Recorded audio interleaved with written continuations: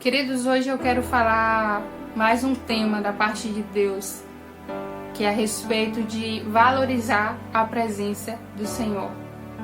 Eu sei que só desse comecinho aí, 99% das pessoas vão sair desse vídeo porque não estão interessados nisso, mas eu quero falar que a sua vida depende da presença do Senhor. Não há vida sem Ele. E eu quero ler um versículo logo nesse início de vídeo que vai tocar em qualquer outra área, ou talvez em todas as outras áreas da sua vida. Alguém diz: que diferença há entre o seu amado e outro qualquer?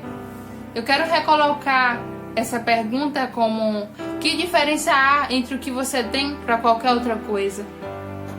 É como se alguém declarasse: é substituível.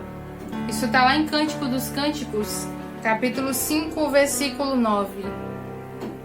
E eu quero falar para você que talvez qualquer coisa na sua vida seja substituível realmente, mas a presença do Senhor não é substituível.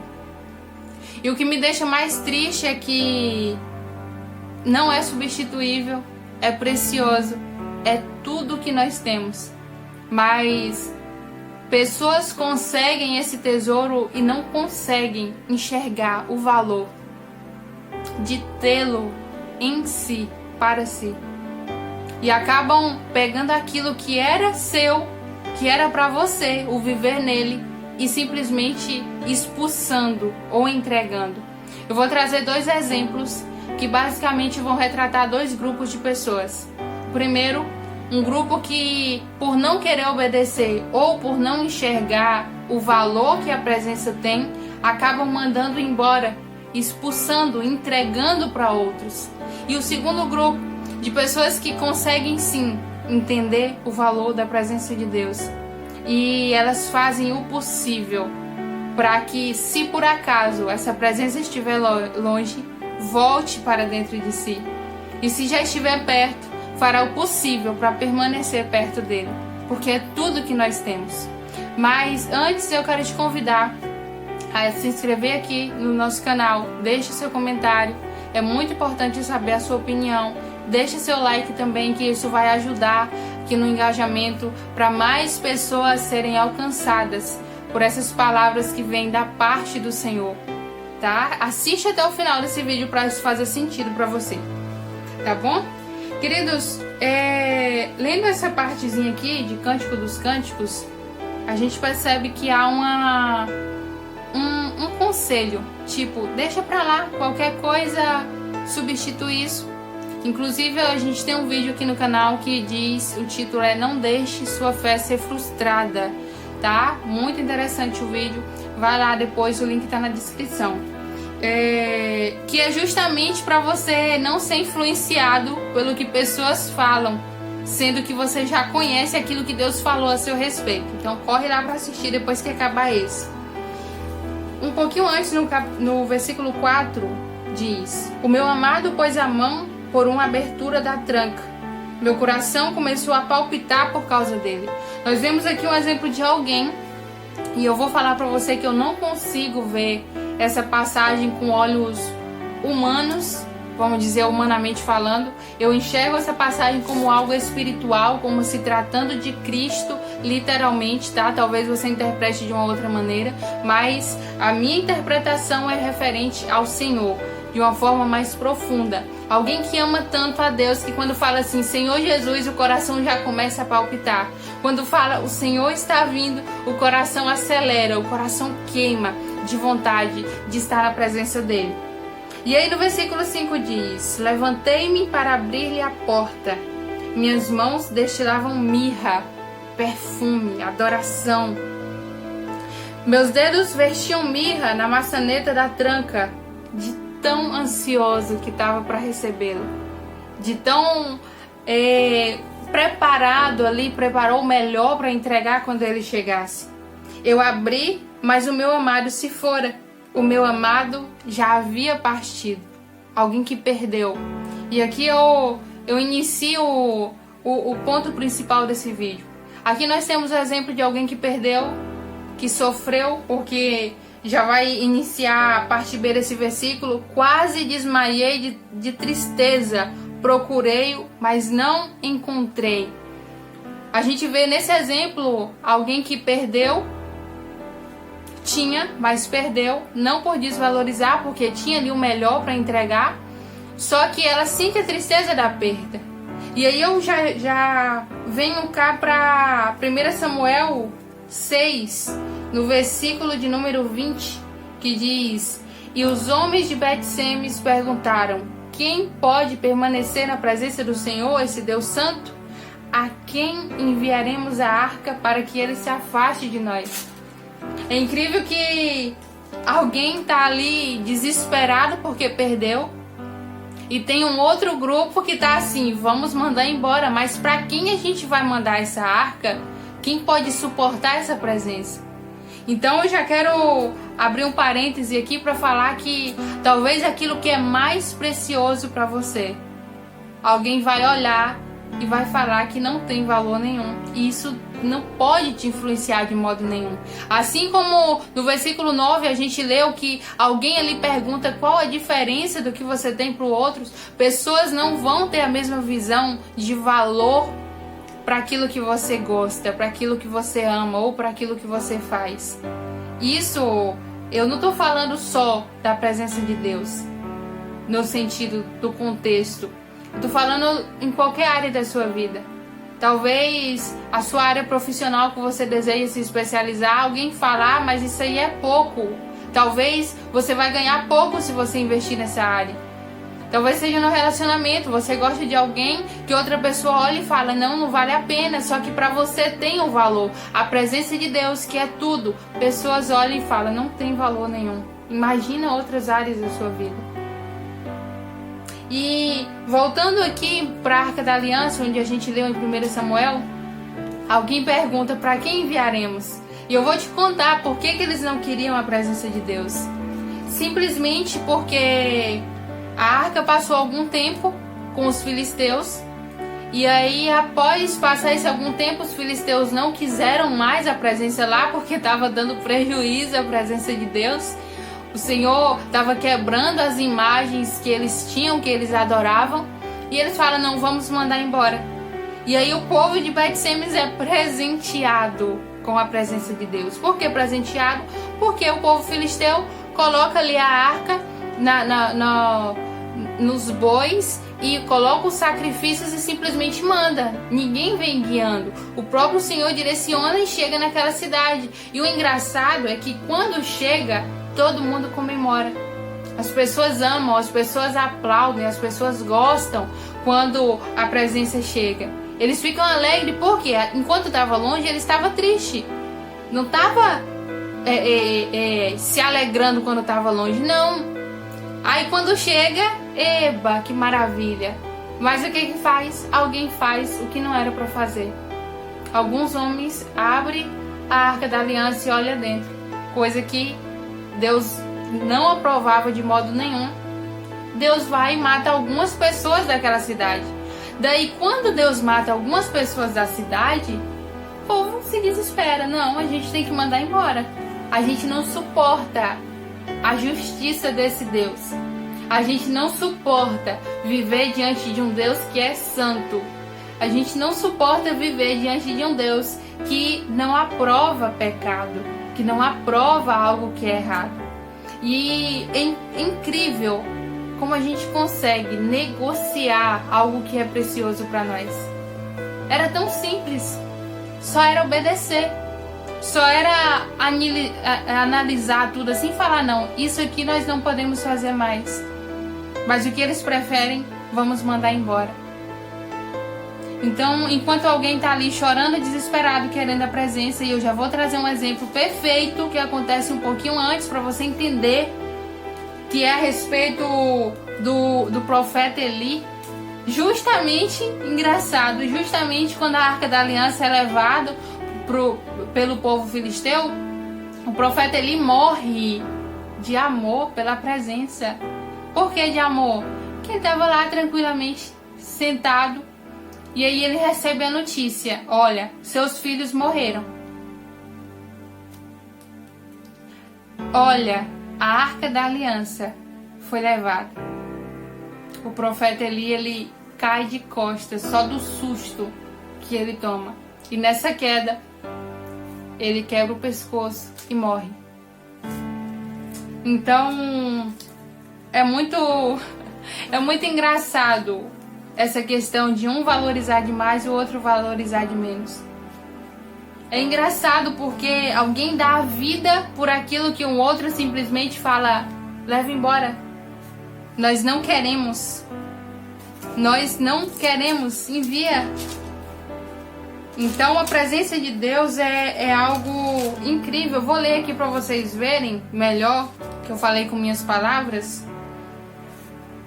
Quando ele mencionou a arca de Deus, Eli caiu da cadeira para trás, ao lado do portão, quebrou o pescoço e morreu, pois era velho e pesado. Daí vem no versículo 19. Sua nora, a mulher de Finéias, estava grávida e perto de dar à luz. Quando ouviu a notícia de que a arca de Deus havia sido tomada e que seu sogro e seu marido estavam mortos, entrou em trabalho de parto e deu à luz. Mas não resistiu às dores de parto. Até aqui a gente vê que é um conjunto, né? Não, foi a arca de Deus, mais o marido, mais o sogro que morreu, então vá que foi tudo de uma vez só. Mas um pouquinho depois você vai perceber que não foi pela morte do marido nem do sogro. Foi porque a arca de Deus havia levado.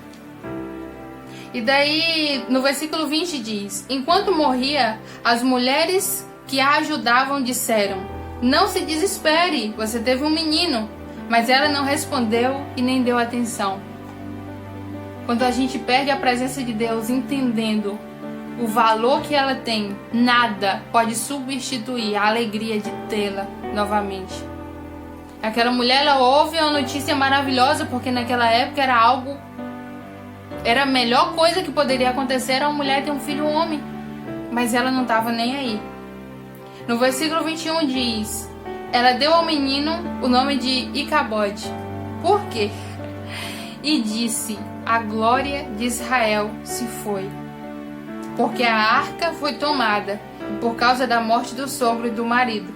E ainda acrescentou: a glória de Israel se foi, pois a arca de Deus foi tomada. Aquela mulher, ela morreu, assim como seu sogro, sofrendo e sentindo o peso da perda. Daí essa mesma arca, que gerou 2 mortes por amor à presença de Deus, chega em Bet-Semes e o que o povo faz?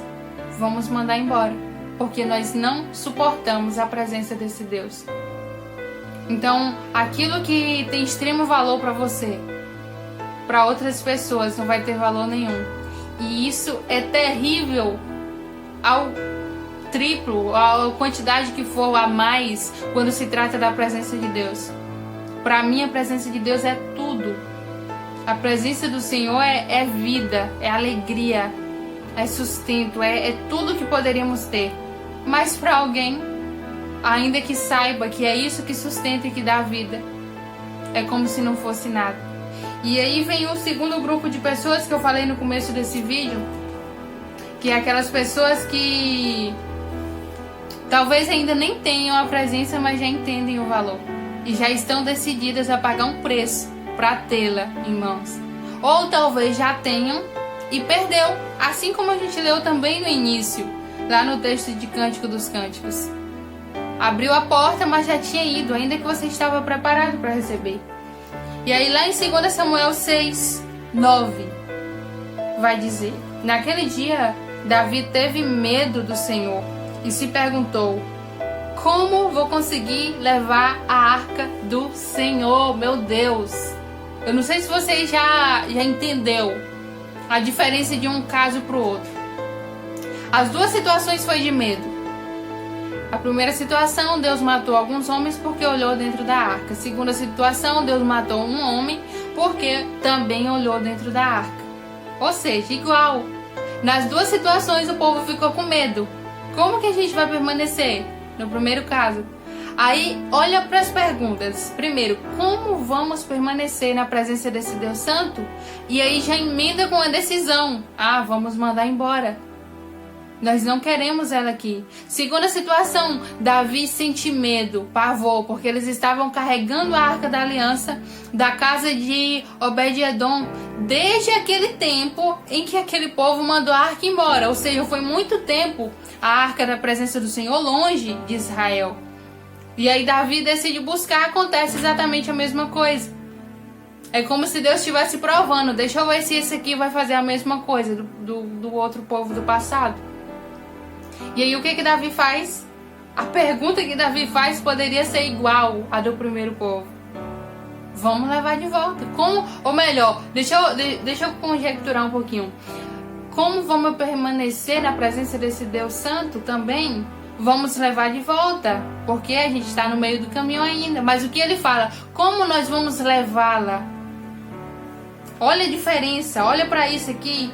Como vou conseguir levar a Arca do Senhor? Ele não pensa em nenhum momento nem em levar de volta e nem em mandar para outro lugar. Aí o que ele faz? Não, eu vou ter estratégia para vir. Ou seja, alguém que estava decidido a pagar o preço que fosse para continuar com a presença de Deus ou para trazer a presença de Deus para perto. Valorize a presença do Senhor. Valorize aquilo que há de mais precioso. Não na terra, em todo o universo, em tudo que existe. É só Ele. E eu vou falar uma coisa. Se você faz parte do segundo grupo, que faz o que for para buscar a presença do Senhor, saiba que assim que você vencer qualquer circunstância que você tiver que vencer, vai ter pessoas que vão criticar, que vão questionar, que vão falar aquilo que alguém perguntou. Qual a diferença entre o seu amado e qualquer outro? Alguém vai perguntar qual a diferença de buscar esse Deus, por que você paga tanto preço? Por que você faz jejum? Por que você ora? Pra que você vai na igreja? Pessoas vão perguntar isso. Corre lá e assiste meu vídeo de novo. De novo, você vai entender, você vai aprender a não ouvir esse tipo de comentário. Não deixe isso entrar no seu coração. Davi, ele volta para casa, de fato. Vai ter situações que você vai precisar voltar um pouquinho para trás. Você vai precisar dar um passo para trás para alavancar com tudo para frente. É permissividade de Deus também. Não é retrocesso. Você só não pode nem abandonar e nem mandar para outro lugar. Dá um passo para trás, cria uma estratégia, recomece, faça um jejum a mais, ore um pouco mais, leia um pouco mais a Bíblia, cultue ao Senhor, seja igreja no seu cotidiano, no seu dia a dia. Isso vai te ajudar, isso vai te alavancar assim para frente, para você com certeza chegar no seu destino com a presença do Senhor. Davi faz isso, ele volta, cria estratégia. Não, a gente vai o caminho todo fazendo sacrifícios para que a ira do Senhor não se levante contra nós. E é isso que ele faz e chega. E quando ele chega, venceu toda a trajetória do caminho, venceu. Mas quando ele chega, quem é que já está ali esperando? Mical, para questionar. O que esse Deus tem para você estar aí passando vergonha, dançando na frente da cidade toda? Pessoas não vão entender o preço que você paga para ter mais de Deus. Entenda uma coisa: ser salvo é pela graça, não é por obras. Mas ser cheio de Deus depende de sacrifício. Ser cheio de Deus depende de busca constante. O que é ser cheio de Deus? Você fluir a presença dele. Você ser o eco da voz dele aqui na terra. Você ser cheio da alegria do Espírito Santo. Então, em nome de Jesus, valorize a presença do Senhor. Valorize aquilo que Ele colocou em suas mãos. Valorize. Seja cheio do Senhor. Persista na busca. Não escute pessoas desmerecendo aquilo que você tem buscado. Em nome de Jesus. E se você assistiu esse vídeo até aqui, eu peço para você levar essa situação, esse contexto, essa verdade para todas as outras áreas da sua vida. Se há algo que você tem buscado, seja na área profissional, seja no relacionamento, seja qual for a área, se você tem buscado e algo de Deus, persista na busca, vale a pena. Não abra mão dos tesouros que o Senhor tem colocado na sua mão. Que Jesus te abençoe, te fortaleça e te mantenha firme na busca continuamente por mais da presença dele. Em nome de Jesus.